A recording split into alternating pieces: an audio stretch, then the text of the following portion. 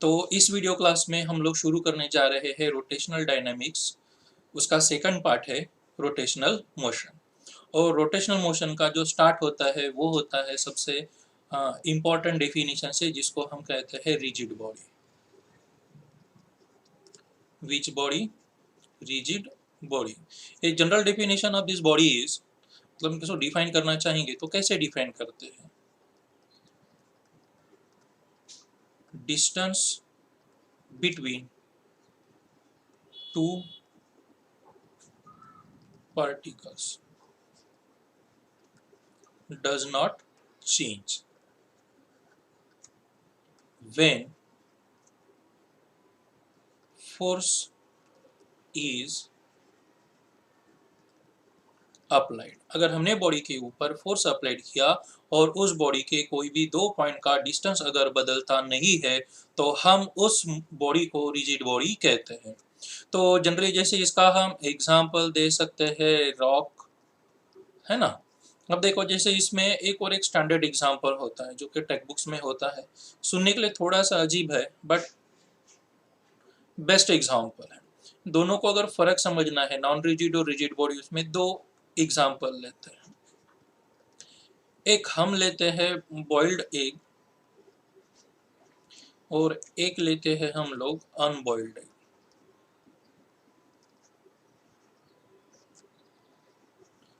ठीक है, अब इन दोनों को हम लोग रोटेट करेंगे। क्या करेंगे? इन दोनों को हम लोग रोटेट करेंगे। ऐसा मान के चलो कि यॉक है और ये जो व्हाइट वाला पार्ट रहता है ये भी रहता है इसमें। अगर हम इसको ऐसे रोटेट करेंगे और रोकने की कोशिश करेंगे तो ये जो एग है ये पूरा रुकेगा और जल्दी रुकेगा। अब अनबॉइल्ड एग में ऐसा क्या होता है, देखिए, अगर हमने इसको रोटेट किए, हमने इसको क्या किया, रोटेट किया और हमने इसको रोकने की कोशिश की, ठीक है, तो क्या होगा, ऊपर का जो शेल है वो तो रुक जाएगा लेकिन अंदर का जो पार्ट है ये मोशन में ही रहेगा, इन मोशन, और ऊपर का जो है ये क्या हो जाएगा, स्टॉप हो जाएगा। तो इसमें क्या हो रहा है, हमने फोर्स अप्लाइड किया लेकिन ये जो बॉडी है, अंदर का जो मटेरियल है जिसको हम लोग यॉक कहते हैं, ये क्या होता है, घूमने लगता है। ये हमें नहीं चाहिए, तो ऐसे बॉडी को हम लोग रिजिड बॉडी नहीं बोलते। अब यहाँ पे मीनिंग समझो, अगर हम एक के ऊपर ज़्यादा फोर्स लगाएंगे तो फूट जाएगा, ये बात तो सही है, लेकिन यहाँ पे समझने जैसी ये बात है कि अगर हम इस पर टॉर्क अप्लाइड कर इसको रोटेट कर रहे हैं तब भी इसके कोई भी दो पार्टिकल का डिस्टेंस चेंज नहीं होता है। ऐसे बॉडी को हम लोग रिजिड बॉडी कहते हैं। यहाँ तक सबको समझ में आया? ठीक है, अब चलो नेक्स्ट डेफिनेशन सुनते हैं। What is mean by Axis of rotation? Axis of rotation. So what is mean by axis of rotation? It is just an imaginary line. It is an imaginary line. It is imaginary line about which body is considered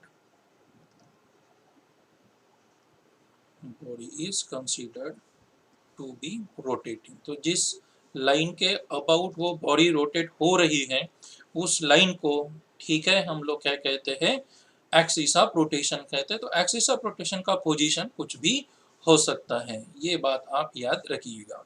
ठीक है, चलो तो next definition देखते हैं। Next definition है हमारा centre of mass.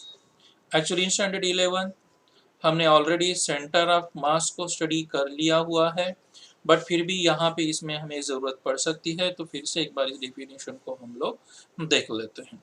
So what is mean by centre of mass? It is point where whole mass of the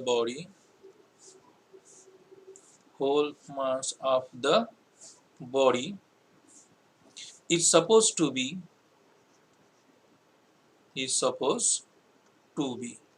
concentrated। मतलब हम मान के चल रहे हैं कि यहाँ पे क्या हो रहा है, मास पूरी तरीके से कॉन्सेंट्रेट होता है, तो ये बॉडी में कहीं पे भी हो सकता है। ऐसा इसका कुछ फिक्स मतलब ये नहीं रहेगा पोजीशन जहाँ पे पूरा मास कॉन्सेंट्रेट होता है। फिर से यहाँ पे आप एक बात और ध्यान में रखिएगा, वो ये है कि सेंटर ऑफ मास और सेंटर ऑफ ग्रेविटी दो अलग अलग डेफिनेशन है या दो अलग अलग कॉन्सेप्ट है। सेंटर ऑफ मास में वहाँ पे मास कॉन्सेंट्रेट होता है, और सेंटर ऑफ ग्रेविटी वो पॉइंट होता है जहाँ से बॉडी का पूरा weight toward the centre of earth act होता है। ठीक है, तो उस पॉइंट को हम लोग सेंटर ऑफ ग्रेविटी कहते हैं। जहाँ पे सिर्फ पूरा मास, मतलब ये जो पूरे बॉडी का मास है, अगर इस बॉडी की जगह अब हमने सिर्फ इस पॉइंट को लिया और इस पॉइंट का मास भी क्या है, m है, so now this is the centre of mass for the body. और फिर से बताने जैसी बात ये रहेगी कि सारी जितनी भी रेगुलर बॉडीज है, रेगुलर मीन्स रिंग, डिस्क, मास का जो बॉडी होता है, जिनका मास यूनिफॉर्मली डिस्ट्रीब्यूटेड रहता है, इन सब का जहाँ पे ज्योमेट्रिकल सेंटर रहेगा वहीं पे उनका सेंटर ऑफ मास होता है। ठीक है, तो चलो नेक्स्ट हम डेफिनेशन देखने जा रहे हैं मोमेंट ऑफ इनर्शिया की, जो हमें बहुत आईएमपी है, इंपॉर्टेंट है। तो आओ देखते हैं definition, what is mean by moment of inertia.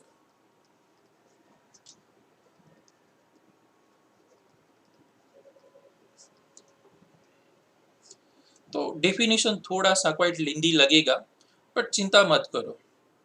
Definition को अगर हम पार्ट में रिमेंबर करने की और समझने की कोशिश करेंगे तो ये इजी है। What is mean by moment of inertia? It is sum of product of mass of each particle and square of perpendicular distance of that mass from axis of rotation। तो ये डेफिनेशन है, जिसका meaning समझते हैं। आइए, so it is denoted by letter I, SI unit is kg meter square, CGS unit is ग्राम पर metre centimetre square. ठीक है, और इसका जो टाइप होता है, टाइप मतलब स्केलर है कि वेक्टर है, तो ये ना तो स्केलर भी नहीं है और ढंग का वेक्टर भी नहीं है। तो ऐसे क्वांटिटी को हम एक तीसरा नाम देते हैं, उसे कहते हैं हम लोग टेंसर टाइप ऑफ क्वांटिटी। और इसका जो डायमेंशन रहेगा, इसके डायमेंशंस में क्या आ रहा है, मास आ रहा है, मीटर स्क्वायर है तो लेंथ का पावर 2 रहेगा, means 2 in length and 0 in time. तो ये इस तरीके से हो गया मोमेंट ऑफ इनर्शिया। तो आइए इसको थोड़ा एक्सप्लेन करते हैं, मीनिंग समझते हैं कि मोमेंट ऑफ इनर्शिया क्या होता है। Explanation of moment of inertia. तो उसके लिए हम एक बॉडी कंसीडर करते हैं। कंसीडर ए रिजिड बॉडी,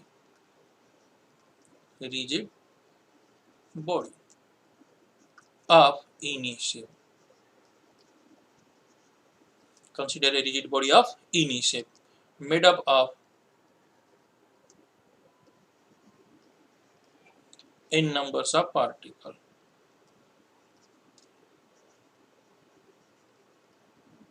ठीक है, तो कहाँ से बना हुआ है, n नंबर ऑफ पार्टिकल से बना हुआ है। ठीक है, सो मान के चलो कि late m1, m2, m3 dash dash dash mn be their masses, let r1, r2, r3 dash dash dash rn be their perpendicular distances from axis of rotation। अगर इस तरीके का एक बॉडी है, ठीक है, तो यहाँ पे अभी क्या होने वाला है, देखिए हम एक डायग्राम बनाते हैं। जैसे कि मतलब डिस्क्रिप्शन में कहा है कि body has no any specific shape, तो इसका शेप कुछ भी हो सकता है। ऐसा मान के चले कि let body is rotating about this axis, so here this axis is, इसे कहेंगे हम लोग एक्सिस ऑफ रोटेशन। क्या कहते हैं हम लोग, एक्सिस ऑफ रोटेशन। अब यहाँ पे आप परपेंडिकुलर यहाँ पे एक ले लीजिए, जैसे पॉइंट मास ले लिया m1 और इसका डिस्टेंस हो गया r1। इस तरीके से यहाँ पे हम एक दूसरा मास लेते हैं और इसका मास लेते हैं, डिस्टेंस लेते हैं r2। तो सारे डिस्टेंसेस परपेंडिकुलर ही रखने हैं और इसका ऐसा कोई सीक्वेंस होता है नहीं। आप अपने मन से जो चाहो जिधर चाहो उधर पार्टिकल लेना है। बस सिर्फ आपको ये बात याद रखनी है कि जो मासेस रहेंगे वो 1 मास अगर है तो उसका डिस्टेंस r1 ही लेना है, ठीक है ना, बी देयर, ठीक है ना, एक्सिस ऑफ रोटेशन। तो यहाँ पे हम एक थोड़ा सा एक वर्ड ऐड कर देते हैं, रेस्पेक्टिवली। मतलब ऐसा रहेगा कि जो पहला पार्टिकल है उसका मास r1, मास m1 है, उसका डिस्टेंस r1 रहेगा। जो मास m2 है उसका डिस्टेंस r2 रहेगा। जो मास m3 है उसका डिस्टेंस r3 रहेगा और ऐसे करते करते nth पार्टिकल का जो मास है वो क्या रहेगा, rn रहेगा। तो डेफिनेशन क्या कहती है, तो डेफिनेशन मुझे ये कहती है कि it is sum of product, sum of product, किसका प्रोडक्ट करना है, तो पार्टिकल के हर मास का और उसके ही डिस्टेंस के स्क्वायर का। और डिस्टेंस कैसा लेना है, परपेंडिकुलर। तो हमने तो यहाँ पे परपेंडिकुलर डिस्टेंसेस ले लिए हैं। तो ये मेरा पहला पार्टिकल है, ठीक है, m1, उसका डिस्टेंस है r1, तो उसका क्या रहेगा, स्क्वायर, प्लस m2 सेकंड मास का डिस्टेंस है r2, उसका स्क्वायर, प्लस तीसरा मास लेंगे m3, r3 उसका डिस्टेंस है, square, plus dash dash dash, plus nth particle के लिए हम कुछ इस तरीके से, ठीक है, mn rn स्क्वायर करेंगे। ओके, तो this sum can be shortly written like this, but we need not to write it. Exam में कोई ज़रूरत नहीं है। सो I is equal to 1 to n mi ri, so this is in the form of summation। तो हम इसको summation के form में रखते हैं। तो आपको क्या करना है, एग्जाम में ये पॉइंट लिखने की ज़रूरत नहीं है। जब हम ऐसा कुछ देखते हैं m1 r1 square, m2 r2 square, m3 r3 square, ऐसा अगर कुछ हम देखेंगे तो वहाँ पे हमको यही लिखना पड़ेगा, सीधे सीधा उसको रिप्लेस बाय i करना है। तो ये इस चैप्टर का ट्रिक है। इसके जो टॉपिक्स रहेंगे, कुछ टॉपिक्स हमें इस बेसिस पे एक्सप्लेन करने होते हैं, जिसमें ये सम आता है या मोमेंट ऑफ इनर्शिया का डेफिनेशन आता है। तो उसमें हमको m1 r1 square, m2 r2 square, m3 r3 square, ऐसा कुछ भी सम मिलता है, उसकी जगह हमें सिर्फ क्या लिखना होगा, आई लिखना होगा। तो आई होप कि आपको ये डेफिनेशन समझ में आई होगी। मोमेंट ऑफ इनर्शिया मतलब क्या होता है। तो फॉर सिंगल पार्टिकल क्या लिख सकते हो, बताइए। सिंगल पार्टिकल के लिए हम लोग क्या लिख सकते हैं, सिंगल पार्टिकल का मास लेंगे, उसका डिस्टेंस लेंगे, वो जो भी डिस्टेंस रहेगा उसका क्या करना है, आपको स्क्वायर करना है। तो इस तरीके से हम लोग सिंगल पार्टिकल को भी, ठीक है, मोमेंट ऑफ इनर्शिया निकाल सकते हैं। और यूनिफॉर्म अगर मास डिस्ट्रीब्यूशन है तो यही जो है, देखिए अब ये क्या है, ठीक है ना, इन समेशन है, समेशन इज इक्विवेलेंट टू क्या होता है, इंटीग्रेशन भी होता है, ठीक है। तो आर स्क्वायर हम उसको डीएम के हिसाब से भी सॉल्व कर सकते हैं, ठीक है। यहाँ पे जो लिमिट रहेगा वो उस बॉडी पे डिपेंड रहेगा कि लिमिट किस तरीके का बॉडी है, 0 से लेकर सरकमफेरेंस तक जाना है, रॉड होगा तो इस एंड से लेकर उस एंड तक जाना है। तो इस तरीके से यहाँ पे ये 3 डेफिनेशंस, मतलब 3 फॉर्मूले यहाँ पे जो लिखा हुआ है, तो हमारे लिए यही एक डेफिनेशन IMP है। बाकी दो आप नहीं भी उतना याद रखोगे तो भी चलेगा। तो चलिए अभी नेक्स्ट टॉपिक के ऊपर जाते हैं। अभी हमने मोमेंट ऑफ इनर्शिया को समझ लिया है। अगर हमने मोमेंट ऑफ इनर्शिया को समझ लिया है तो अब इसका फिजिकल सिग्निफिकेंस मीन्स इम्पोर्टेंस, क्या जानकारी इससे हमें मिलती है, वो देखने की हम लोग यहाँ पे कोशिश अभी करते हैं। तो चलो अब ये सब हम क्लियर करेंगे और नेक्स्ट क्लिप में इसी वीडियो के हम लोग डिस्कस करेंगे, ठीक है, physical significance of moment of inertia. चलो तो आओ अभी हम देखने जा रहे हैं फिजिकल सिग्निफिकेंस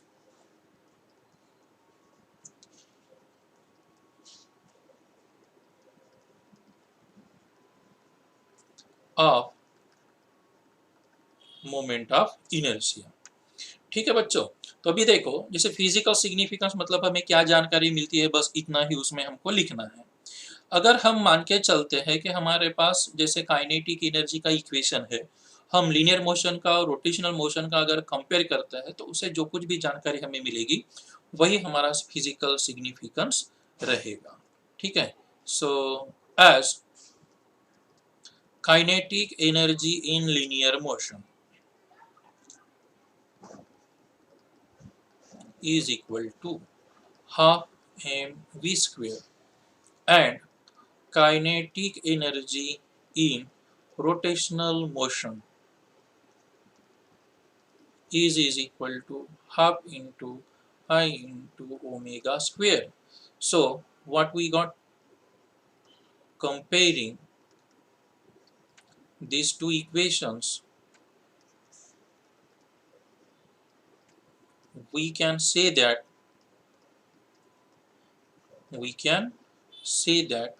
ठीक है, moment of inertia in rotational motion is analogous मतलब उसके जैसा, analogous to mass in linear motion, mass in linear motion. अब ये जो है मोमेंट ऑफ इनर्शिया जो है वो किसके जैसा है, मास के जैसा है। तो मास क्या काम करता है लीनियर मोशन में, ये मुझे पता होना चाहिए। तो क्या काम करता है, as mass measures, as mass measures क्या मेजर्स करता है, inertia in which motion, linear motion, linear motion. Similarly,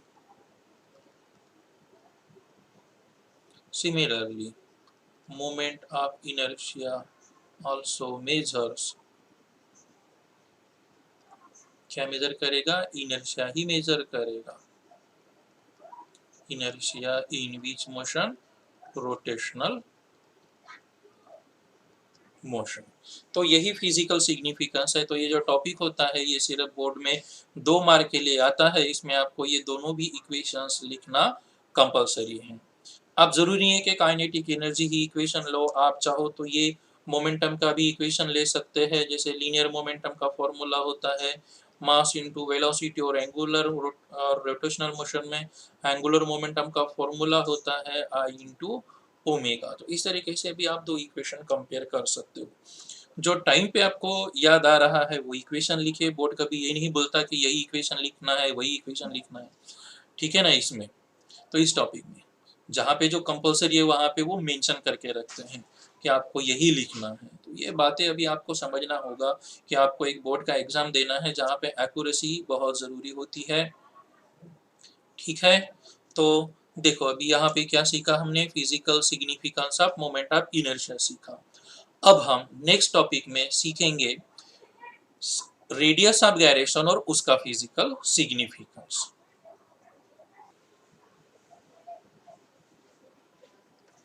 radius of gyration,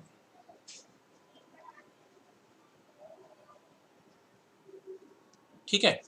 तो रेडियस ऑफ गायरेशन क्या होता है, देखिए इसको पहले सबसे पहले हम उसको डिफाइन करेंगे, इसका डेफिनेशन क्या है।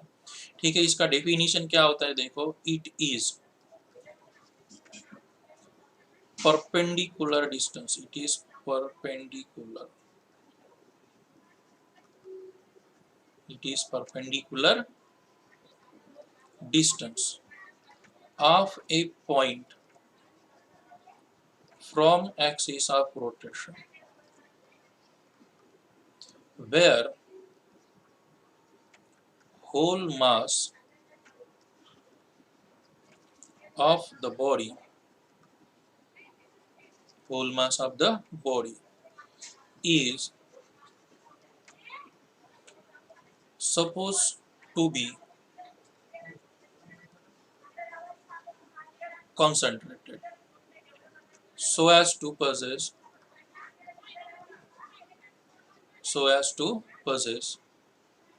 same moment of inertia as that of whole body about same axis of rotation। थोड़ा डेफिनेशन आपको लेंदी लग रहा होगा, बट इसमें पूरा पूरा क्लियर मीनिंग है। आप एक बार पढ़ोगे तो मैं क्या बोलना चाहता हूँ वो समझ जाओगे। जैसे अभी मान के चलिए कि ये हमारे पास एक इरेगुलर शेप का फिर से एक बॉडी है, और ये बॉडी मान के चलिए कि इस एक्सिस के अबाउट क्या हो रहा है, रोटेट हो रहा है। जब ये बॉडी इस एक्सिस के अबाउट रोटेट होता है तो इसका मोमेंट ऑफ इनर्शिया कितना होगा, आई होगा। अब हम यहाँ पे एक पॉइंट कंसिडर करते हैं, ऐसा मान के चलते हैं कि इस पूरे बॉडी का जो मास है वो पूरा मास अभी सिंगल पॉइंट में कॉन्सेंट्रेट है, इस तरीके से। तो ये जो पॉइंट रहेगा यही रहेगा। तो ये जो डिस्टेंस रहता है एक्सिस से परपेंडिकुलर डिस्टेंस, ठीक है, इसको ही हम लोग क्या कहते हैं, रेडियस ऑफ गायरेशन कहते हैं, और इसको डिनोट करते हैं हम लोग लेटर के से। तो आई इज इक्वल टू क्या होगा, जैसे हमने कहा था कि सिंगल पार्टिकल के लिए क्या होता है, मास इनटू डिस्टेंस पर। तो यहाँ पे डिस्टेंस कितना लिया हुआ है, के, वेयर के इज रेडियस ऑफ गायरेशन और एम क्या है, टोटल मास होता है। तो इस फॉर्मूला से हमको के की वैल्यू क्या मिलती है, देखिए, K square is equal to I divided by M. So therefore K is equal to हमें मिलता है under root I divided by M. तो ये है आपका रेडियस ऑफ गायरेशन का फॉर्मूला। ठीक है, तो चलो अब सीखते हैं इसका फिजिकल सिग्निफिकेंस। क्या सीखेंगे, इसका फिजिकल सिग्निफिकेंस। ठीक है बच्चों, देखो फिजिकल सिग्निफिकेंस का वही मीनिंग रहेगा फिर से कि क्या जानकारी मिलती है। तो देखो मैं यहाँ पे आपको थोड़ा सा शॉर्टकट में समझाने की कोशिश करता हूँ। देखो अगर मोमेंट ऑफ इनर्शिया क्या है, लार्ज होता है। मोमेंट ऑफ इनर्शिया क्या होता है, लार्ज होता है। आई लार्ज मीन्स, ठीक है, क्या होगा, के लार्ज। देखिए इस डेफिनेशन से क्या है हमारे पास, I is equal to M into K square. अगर आई की वैल्यू ज्यादा आ रही है और मास सेम रखता है तो के की वैल्यू क्या रहेगी, लार्ज रहेगी। ठीक है, I means moment of inertia अगर स्मॉल है तो उसका मीनिंग होगा, मीन्स के इज स्मॉल। ठीक है, के क्या रहेगा, स्मॉल रहेगा। अब इसका दूसरा जो मीनिंग है वो समझने की थोड़ा सा हम लोग कोशिश करते हैं। देखो large I means particles of body widely distributed।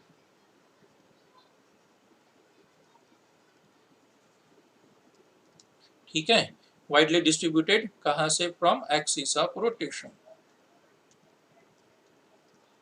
axis of rotation।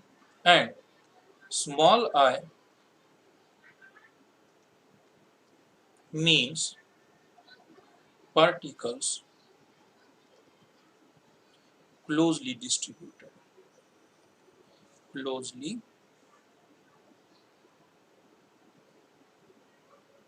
distributed from axis of rotation। Hence K gives idea of distribution of particle, distribution of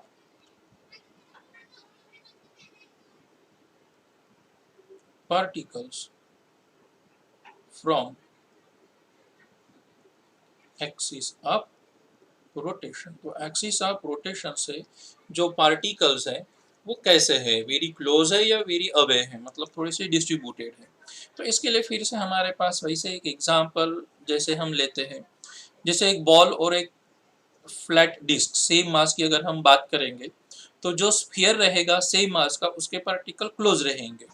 ठीक है, और उसी मास से अगर हमने कुछ डिस्क बनाया तो डिस्क कैसा रहेगा, फ्लैट रहेगा, पार्टिकल उसके बॉडी से दूर चले जाएंगे तो उसका मोमेंट ऑफ इनर्शिया क्या आएगा, अबाउट द सेम एक्सिस ज्यादा आएगा अगर हम उसके सेंटर से अगर एक्सिस ऑफ रोटेशन पास करते हैं तो यहाँ पे हमें यही सीख मिलती है कि अगर हम पार्टिकल्स क्लोज रखते हैं तो मोमेंट ऑफ इनर्शिया कम रहेगा, और पार्टिकल अगर हम दूर दूर रखता है एक्सिस से तो मोमेंट ऑफ इनर्शिया ज़्यादा मिलेगा। ठीक है, तो के क्या बताएगा आपको, यही कि पार्टिकल एक्सिस के पास है या पार्टिकल्स जो बॉडी के हैं, हमने पहले कंसिडर किया था ना कि body is made up of the numbers of particle m1 m2 m3 dash dash dash dash mn, तो ये जो n पार्टिकल वो एक्सिस के पास है या दूर है। So this is the physical significance, और ये क्वेश्चन एग्जाम में सिर्फ 1 मार्क के लिए आता है। देखिए डेफिनेशन अलग आएगा, फिजिकल सिग्निफिकेंस अलग आएगा। तो ये इस तरीके से, मतलब अभी तक जो पिछला जो सिलेबस था वहाँ पे अब तक तो इनकी वैल्यू यही थी, 1 मार्क, मतलब एक बोर्ड का स्पेसिफिक एक फॉर्म होता है कि कौन सा क्वेश्चन कितने मार्क के लिए आएगा, उस हिसाब से ही मैं आपको बता रहा हूँ, क्योंकि कभी कोई डेफिनेशन 2 मार्क के लिए नहीं आता है।